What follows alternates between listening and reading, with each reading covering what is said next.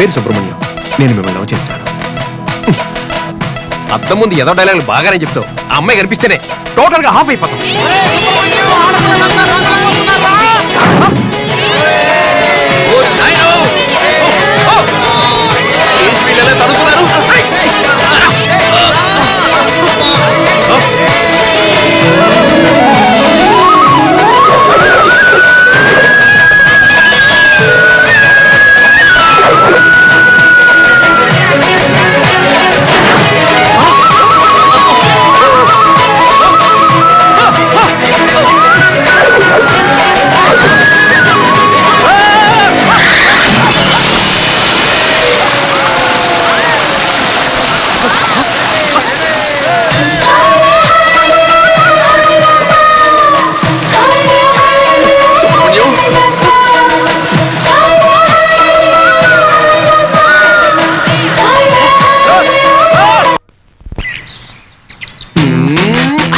ఇవన్నీ ఓకే సుబ్రహ్మణ్యం, కానీ కాస్ట్యూమ్సే అస్సలు నప్పలేదు.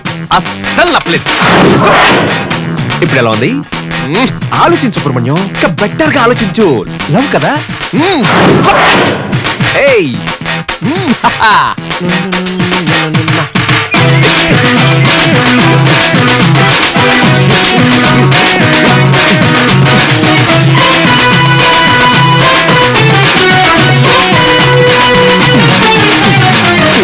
అమ్మో, నా పేరు సుబ్రహ్మణ్యం. ఆ స్వామి నేను నాకు పరిచయం చేశాడు. అప్పుడప్పుడు నేను కలిపాడు, నీ గురించి ఆలోచించేలా చేశాడు, మాట్లాడించాడు, ముట్టుకునేలా చేశాడు. అందుకనేమోనండి మీ మీద నాకు ప్రేమ పుట్టింది. మామూలు ప్రేమ కాదు, స్వామి కలిగించిన ప్రేమ. అది చెప్పడానికేనండి ధైర్యంగా వస్తున్నా. అరే వస్తున్నా స్వామి.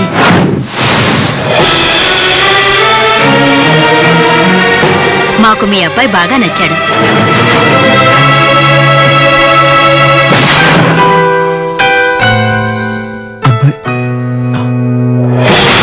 మాకు మీ అమ్మాయి నచ్చింది.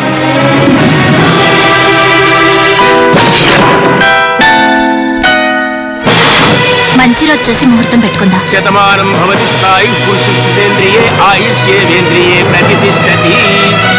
ధన్యం పశుపుత్ర పౌత్రలాభం శతసంవత్సరం దీర్ఘాయుష్మాన్ భవ.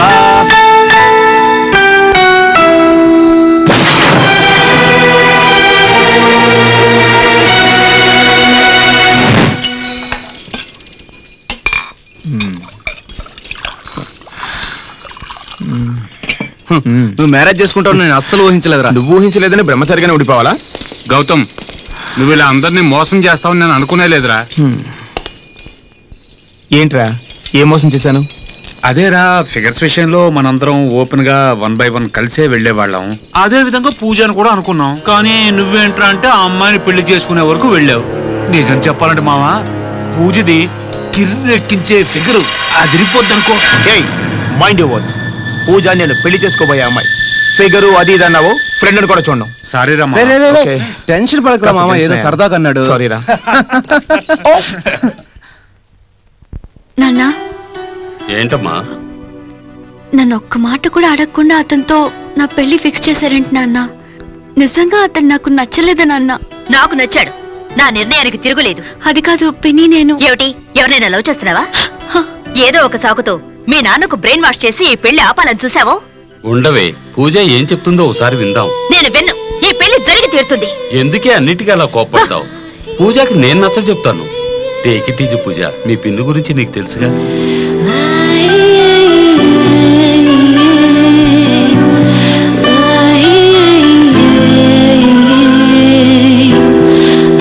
నీకు కొంచెమైనా మనసాక్షి లేదా? ఎన్ని ముఖ్యమైన పనులున్నా నేను వచ్చి నేను మొక్కుతున్నానే, కానీ నువ్వు ఇంత ముఖ్యమైన విషయంలో నన్ను దెబ్బతీసావే. నీకు ఇది న్యాయమా సుబ్రహ్మణ్య స్వామి? ఛా, నేనేమన్నా నిన్ను అడిగానా? నువ్వే కలిపావు, నువ్వే మాట్లాడించావు, చివరికి నన్ను ఎలా అన్యాయం చేశావు. నువ్వు శాడిస్ట్వి. ఊరికి అలా అభయస్తున్నట్టు నిలబడ్డం కాదయ్యా. ఒక్కసారి ఊళ్ళోకి వచ్చి చూడు. నాలాంటి ప్రేమికులు ఎలాంటి కష్టాలు పడుతున్నారో నీకు తెలుస్తుంది. దీనికి మాత్రం ఏం తక్కువ లేదు. ఆ ఊ అంటే సింబాలికి ఎదురు చూపించి నన్ను కనిపించేస్తావు.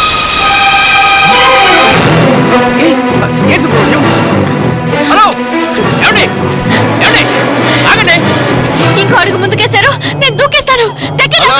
తప్పుకోండి, నేను మిమ్మల్ని కాపాడడానికి రాలేదు.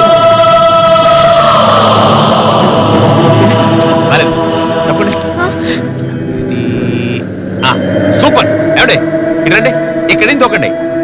రండి అక్కడ పెద్ద పెద్ద చెట్లు ఉన్నాయి. డాన్స్ మాస్టర్ సినిమాలో కమలాసన్ లాగా మీరు ఏ చెట్టు కొమ్మగా నిరుకున్నారు అనుకోండి, చాలా కష్టం కదా. ఆయనంటే మగాడు, కానీ మీరు సర్లేండి రండి దూకండి. అంతే కదండి, కొండ మంచి దూకి తావడాన్ని ఎప్పుడు దాకా చూడలేదు, ఇప్పుడే చూడబోతున్నాను. రండి దూకండి. Hold on. ఏంటండి మీరు ఇంత అందంగా ఉన్నారు? మీలాంటి అందమైన వాళ్ళకి చావు కూడా అందంగా ఉండాలండి. చావాలని నిర్ణయించుకున్నారు కదా, అవునవును. అలాంటప్పుడు తల పగిలి మెదడు చిత్రమై కాళ్ళు చేతులు ఇరిగి అంత అసహ్యంగా చావాలా?